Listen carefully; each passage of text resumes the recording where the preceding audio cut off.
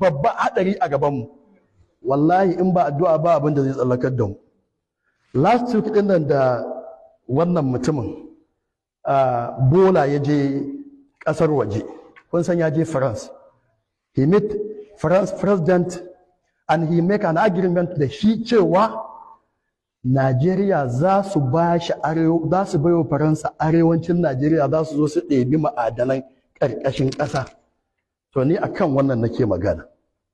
Ma'adanan ƙarƙashin ƙasa da Bola ya je ya saka hannu da mutanen nan da yake wa aiki a ƙasan nan cewa za su zo su ɗebi wannan ma'adanan. Kun san musibar ita ce, kun san duk rigimar da aka yi ta 'yan Boko Haram a ƙasar Maiduguri, kun san magana ce ta ma'adanan ƙarƙashin ƙasa.